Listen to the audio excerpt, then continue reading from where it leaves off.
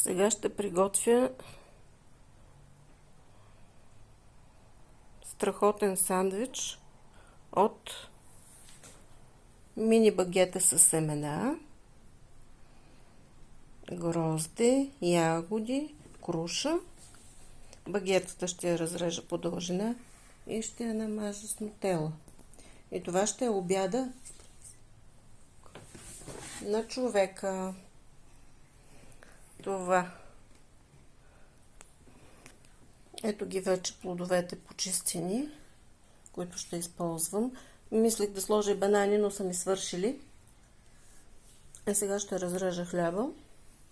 И моя оператор ще ми помага. Искам да вземеш така и да гледаш само тук в чинията какво правя.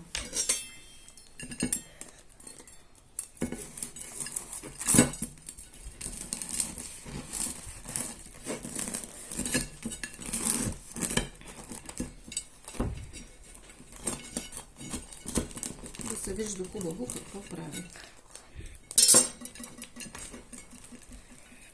Така. Хлебчето е пресно, страхотно. Записва се, внимавай. Ето на телата. Да вземем малък нож.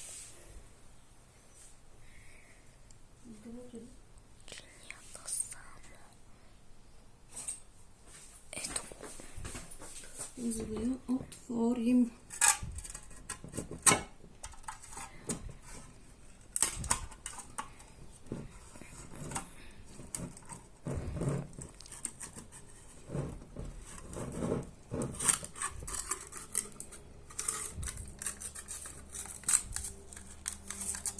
Така, ето подходящия нож за тази цел. Опа! И започвам да мажа. Да мажа. О! Може да говориш. Да мажем.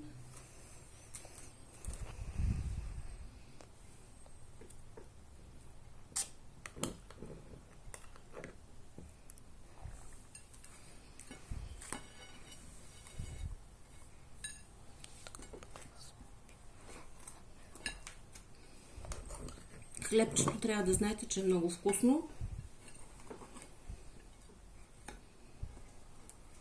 Няма да кажа откъде, вие може да се сетите. Да не му правя реклама на този магазин.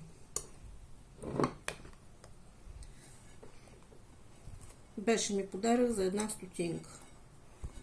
Иначе струва, не знам, имаше етикет 49. Стотинки. Така. Ето сега почваме да редим. Круша. Още една. Тук също.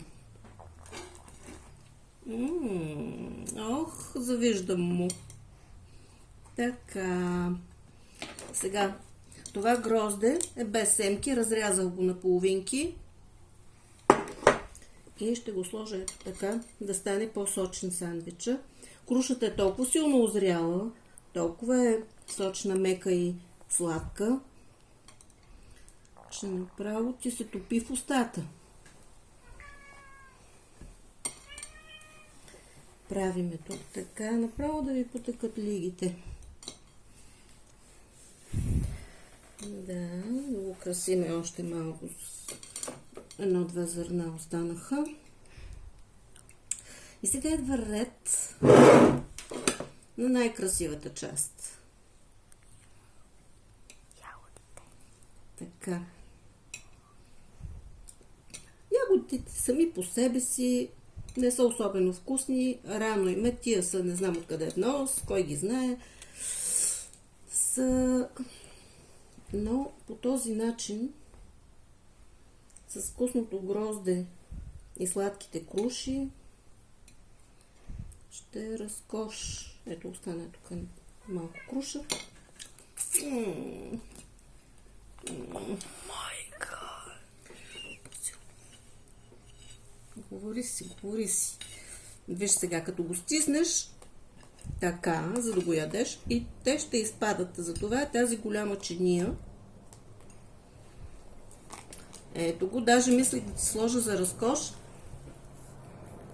1-2 листа от спанак. Но